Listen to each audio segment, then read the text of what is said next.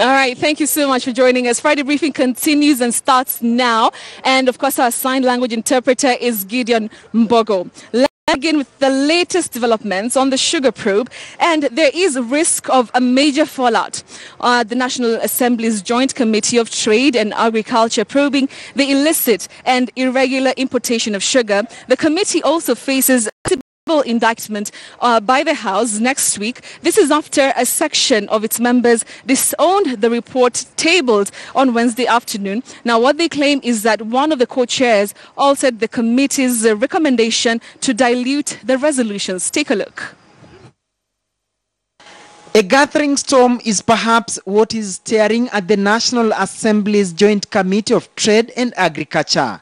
The members are on a warpath, claiming that what was tabled before the House was a doctored report. So who did the alterations? Because if members had signed, at what point were alterations made? This is the time that these people, they were doing the printing. Therefore, we believe that somebody must have sneaked in, spoke to those people who were printing, and did a complete change to get off the hook the three gentlemen we had indicted in this document. If you've put your signature, members of parliament have signed the document, and they realize now that the document that was tabled in parliament is different from what they signed. What is that? What do you call that? They accuse one of the co-chairs of tabling what they say is a fake report. When we find out that there is somebody, after we have signed, he goes ahead to doctor the document, it changed the whole meaning. Therefore, we stood up, we go with the speaker, and we thank the speaker because he listened to us. When we showed him the zero draft that we had, compared with what he had received in the House, it was a different two documents. Therefore, we agreed that that specific amendments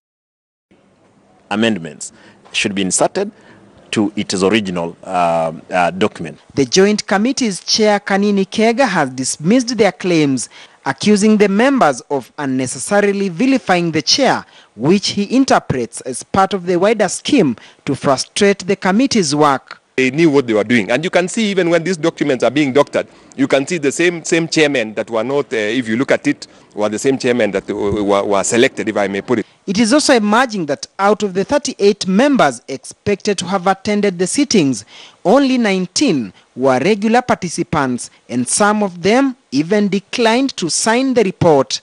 38 members, we had made sure everything had been done and had been put correctly.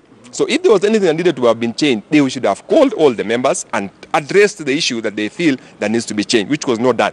Another twist in the committee fiasco is the Thursday scheduling of the debate on the report before it was sanctioned by the House Business Committee.